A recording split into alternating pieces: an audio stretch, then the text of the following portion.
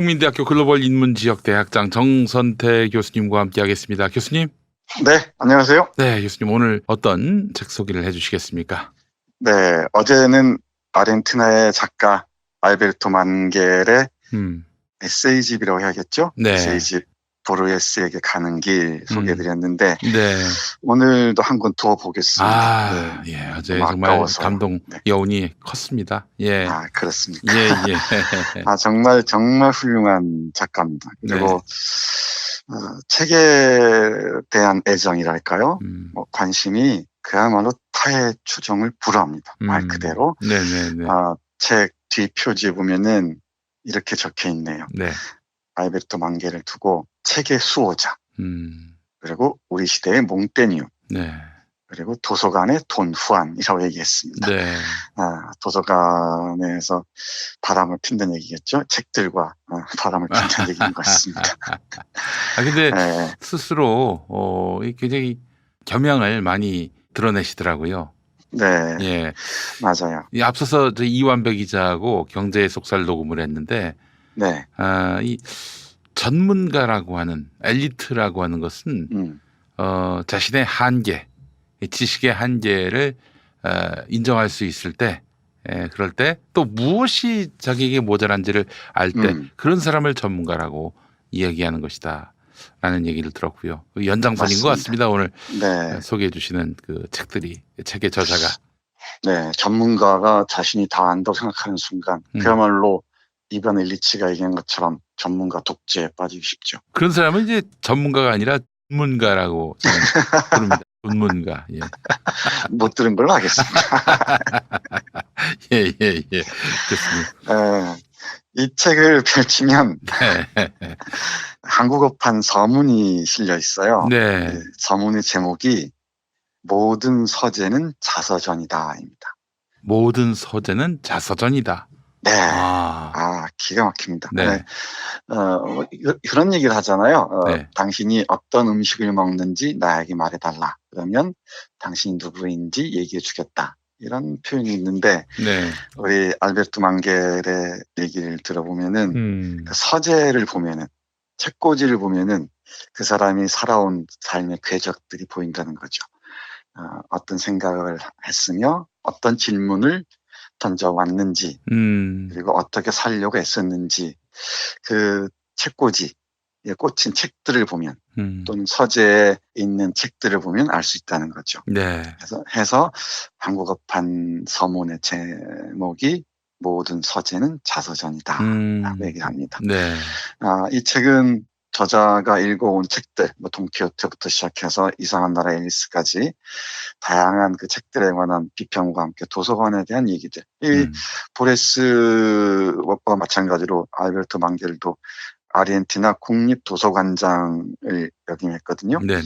책에 대한 애정이 각별하다는 건 누구나 알 수 있는데 그 자신이 읽어온 책들, 함께 지내온 책들에 관한 아주 깊은 애정으로 찬찬히 글을 써내려가는데 문장이 대단합니다. 이 모든 서재는 자서전이다라는 한국어판 서문에 이런 문장이 있어요. 한번 들려드리겠습니다. 독서를 단순히 여러 즐거움 중에 하나라고 말하는 것은 지나치게 겸손한 표현이다. 내게 독서는 모든 즐거움의 원천이며 모든 체험에 영향을 주면서 그걸 좀 더 견딜만하고 나아가 좀 더 합리적인 것으로 만든 행위다. 영어에서 읽다라는 동사는 reason, 추론하다라는 동사와 어원이 같다. 내게 이해가 필요한 어떤 일이 벌어지면 나는 그 일을 내가 이미 읽은 것과 비교해본다. 내가 그 벌어진 사건의 모델을 발견하는데 언제나 성공하는 것은 아니지만 그럴 경우 나의 독서 행위에 잘못이 있는 것이 아니라 나 자신에게 잘못이 있다고 생각한다. 아마도 내가 모델을 제공하는 페이지에 아직 접근하지 못했거나 그 페이지를 과거에 이미 읽었는데 지금은 잊어버린 탓일 거라고 짐작하는 것이다.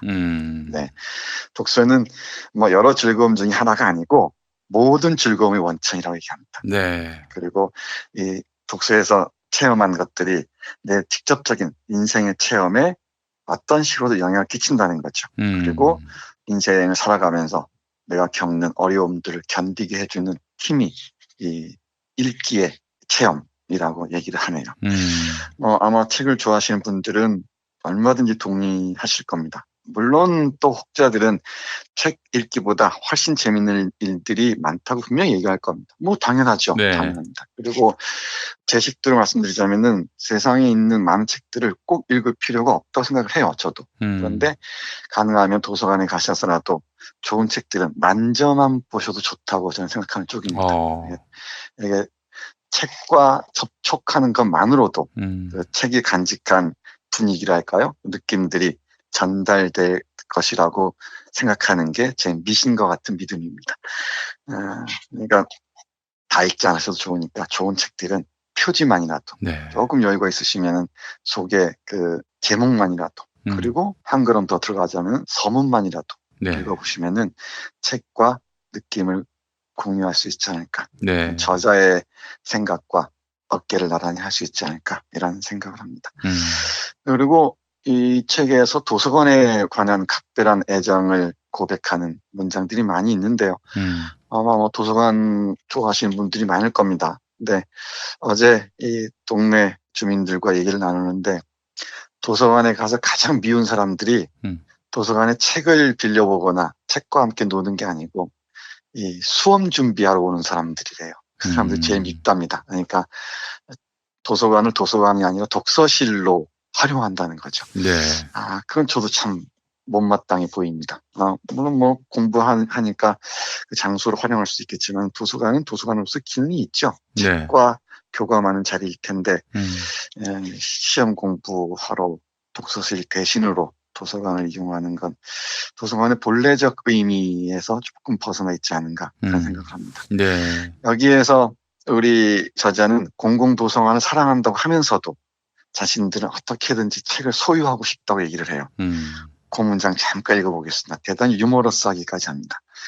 나는 공공도서관을 사랑한다. 이전에 가본 적이 없는 도시를 방문하게 되면 반드시 찾아가 보는 곳이기도 하다. 그러나 나는 개인 도서관에서 내 책들을 가지고, 아니 내 것이라고 생각하는 책들을 가지고 일할 때만 즐거운 마음으로 일할 수 있다. 여기에는 아주 오래된 믿음, 일종의 고집스러운 집착이 작동한다. 그건 내가 무질서한 청년 시절에도 스스로 다스리지 못했던 내 성격의 보수적 측면이다. 나의 개인 도서관은 나의 등딱지다. 라고 얘기를 합니다. 등딱지처럼 붙어 있어서 내 개인 도서관, 개인 서재를 떠나기가 어렵다라고 얘기합니다. 저는 뭐 전적으로 동의를 합니다. 보고 싶은 책, 그리고 오랫동안 바랐던 책들이 있으면 안 사면은 정말 병이 납니다. 무슨 수를 써서라도 책을 사야 돼요. 그래서 좀 병적이기까지 한데 뭐 시간이 되면 다 누군가에게 선물로 주겠지만 우리 알베르토 망베르처럼 저도 책이 없으면은 작업이 잘 안 됩니다. 뭐 병 아닌 병인 것 같아요. 예. 그리고 정말 명문장들이 많이 있습니다. 우리 알베르토 망베르는 카프카를 각별하게 좋아했던 것 같은데 여기저기에서 카프카 얘기를 합니다만은 우리 이 시간에 카프카와의 대화를 비롯해서 몇 권의 카프카 책을 소개해드린 적이 있습니다. 그래서 카프카를 예로 들면서 이런 얘기를 해요. 우리는 질문하기 위해 독서한다. 묻기 위해서 독서를 한다는 거죠. 뭔가 인생이란 무엇인지, 자연이란 무엇인지, 관계란 무엇인지, 뭐 여러 가지 질문을 새로운 방식으로 던지기 위해서 책을 읽는다고 얘기하네요. 저도 이 점에 대해서 동의를 합니다. 그리고 이뿐만이 아니고 이 망구엘은 책을 읽는 이유에 대해서 위로와 안식을 찾기 위한 목적이 있다고 말을 하네요. 저도 그렇습니다. 침대맡에 잠잘 때 어떻게든지 책이 놓여 있지 않으면 편치가 않아요. 그리고 책과 함께 잠들지 않으면 잠을 잘 못 잡니다. 이것도 하나의 병 같은 것 같은데 우리 이 책의 저자 알베르토 망구엘도 그런 것 같습니다. 저 먼 나라에 사는 사람인데도 참 비슷한 생각을 한다는 게 참 놀랍습니다. 이 부분 잠깐 읽어볼까요? 네. 위로는 아주 중요하다. 내가 스스로를 위로할 목적으로 침대맡에 놔둔 물건은 언제나 책이었다. 나의 서재는 그 자체로 위로와 조용한 안식의 장소였다. 나는 우리가 책을 소유하는 것이 아니라 책이 우리를 소유하기에 이런 안식을 주는 것이라고 생각한다. 어떻습니까? 우리가 책을 소유하는 것이 아니라 책이 우리를 소유하기에 이런 안식을 준다 생각합니다. 네. 그러니까 우리는 흔히 내가 이 책을 갖고 있어라고 생각하잖아요. 근데 이걸 바꿔서 우리 망구엘은 책이 우리를 소유한다고 얘기합니다. 그러니까 책에게 소유당함으로써 안식을 느낀다고 얘기를 하네요. 아마 조그만 그 책방을 가진 사람들, 뭐 많은 분들이 그러실 줄 아는데 그 책꽂이에 가득 찬 그 책들을 바라보면서 살아온 흔적도 발견하게 될 테고요. 네. 그리고 거기서 편안함도 느끼실 텐데 저자의 말을 빌려서 말씀드리자면은 우리가 그 책의 소유당함으로써 어떤 편안함과 위로를 느끼는지도 모르겠습니다. 이 말에도 저는 전적으로 동의합니다. 네. 그리고 제가 이 책을 읽으면서 정말 눈이 번쩍 띄었던 건데 참 놀라운 공감인 것, 놀라운 지점이 아닌가 싶어요. 네. 어떻게 이렇게 비슷한 생각을 하지? 예.